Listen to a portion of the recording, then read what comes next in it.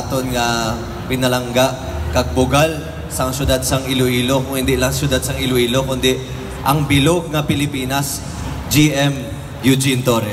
Palapakangkin naton. Ari man diri ang kon nga partner in progress, City Councilor Inday Lee Perla Zulueta Salazar. Actually si Councilor Zulueta ang iya bata isa sa mga lucky people nga nakahampang kontra sa kay GM Torre.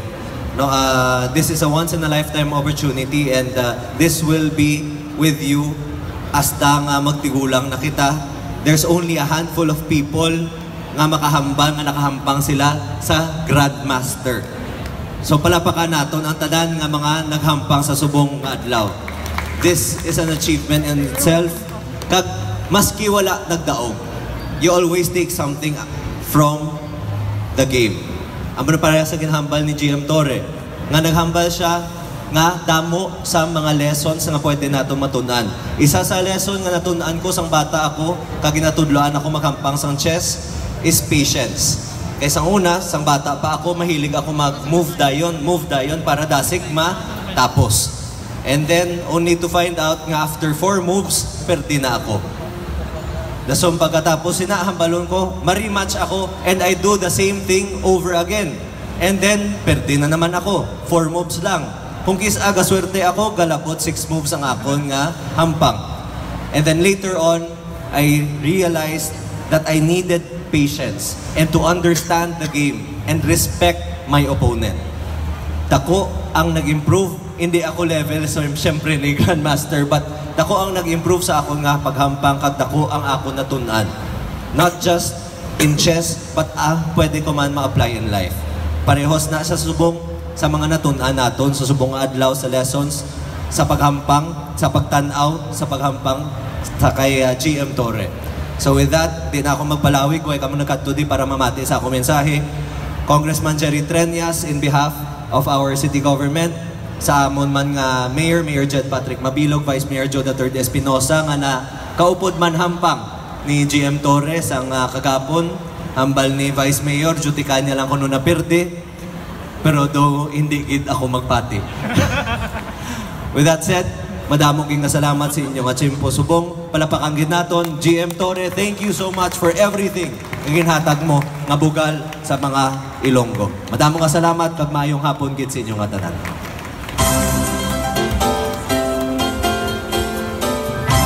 Have the presentation of resolution to GM Torre by City Councilor J. Treñas and Inday Lee Zulueta to be read by Sir Jojo Castor, Iloilo City Sports Coordinator. Okay, excerpts from the minutes of the 29th regular session of the 8th Sangguniang Panglungsod in the City of Iloilo, Philippines, held at the Session Hall 6th floor of the new City Hall building, Plaza Libertad, last August 1 Tuesday 2017.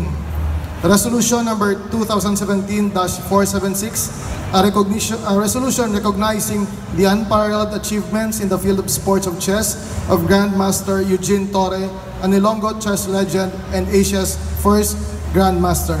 Whereas GM Torre, an Ilonggo chess legend, will be in Iloilo on August 4 to hold an exhibition game and chess trainer seminar. Whereas an Ilonggo by blood and birth, born on November 4, 1951 in Iloilo City, is Asia's first chess grandmaster at the age of 22. Whereas GM Torre is considered the strongest chess player in the Philippines has ever produced since 1970 and ranked as high as number 17 in the world in 1980s. Whereas GM Torre assumed the top board 1 for Team Philippines during the 1972 Skopje Olympiad, a position he held until the 2004 Olympiad held in Mallorca, Spain, a total of 23 Olympiad, a world record. Okay? May palakpakan ta. Whereas being the first Asian player to earn the title of International Grandmaster, GM Torre has brought honor and prestige not only to the Filipino nation, but especially to the city and province of Iloilo. Whereas last February 13, 2017 in Pasay City, Philippines, GM Torre received a Lifetime Achievement Award during the 2017 PSA Annual Awards, an awarding ceremony recognizing the sports sports athletes, personalities, organizations, and NSAs. Organized by the Philippine Sports Writers Association, the Philippines' oldest media organization founded in 1949. Now therefore, in unanimous accord to all members present, be it resolved by the Sangguniang Panlungsod of the City of Iloilo, as it is hereby resolved that a resolution be passed recognizing the unparalleled achievements in the field of sports of Grandmaster Eugene Torre, an Ilonggo chess legend and Asia's first Grandmaster. Resolved further that copies of this resolution be furnished to GM Eugene Torre and his family, to the National Chess Federation of the Philippines, and in their office in Manila. Unanimously approved. I hereby certify to the correctness of the above quoted resolution. Signed, Vice Mayor Jose Espinosa III and Presiding Officer. Okay, presenting the resolution is Councilor Indaili Zulueta Salazar and Councilor Jay Treñas. As you can see, ang bata ni Councilor Indaili Zulueta naghampang gina. Okay, din si Rafa. Rafa, can you join your mother in the stage?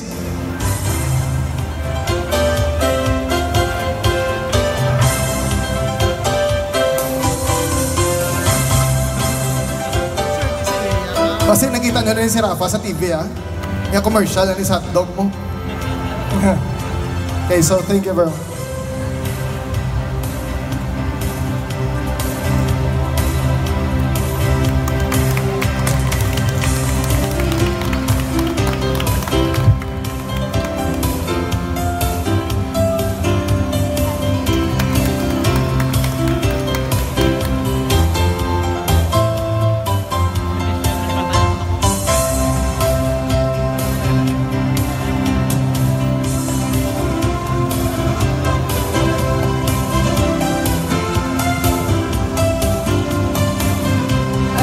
So we will have now our oath-taking of club membership certificate to different clubs being affiliated to IPCA.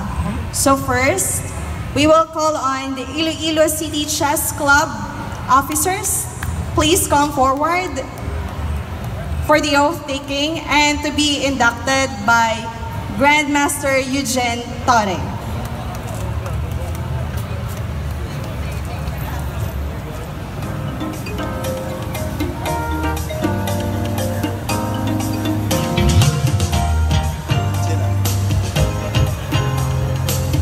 Iloilo City Chess Club, please come forward for the oath-taking, please.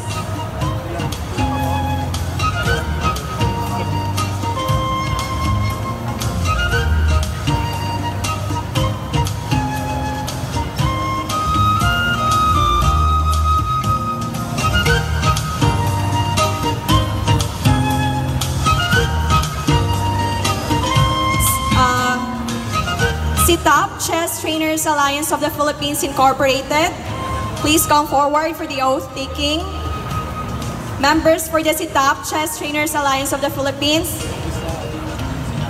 Pavia Chess Club, officers,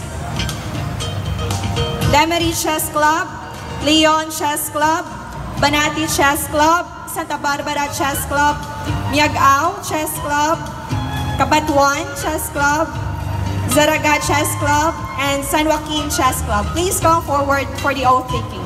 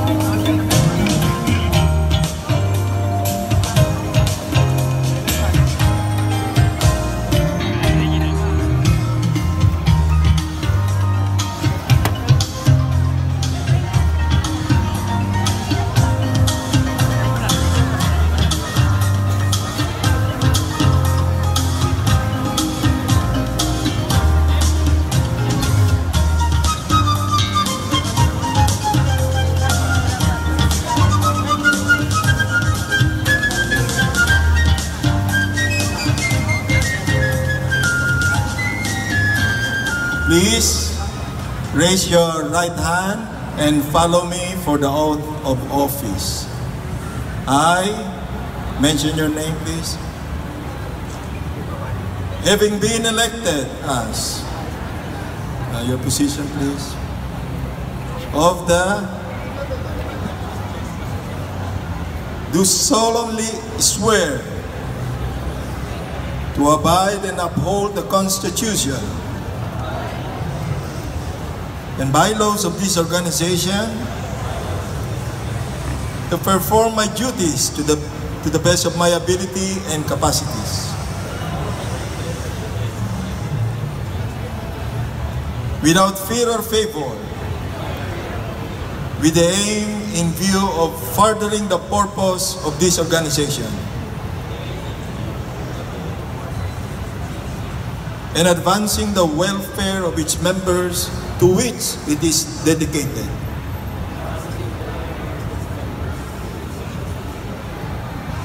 And to conduct myself in a manner befitting a good and true official, so as to bring honor and prestige to the organization. And that I take this pledge without mental reservation or purpose of evasion. So help me God.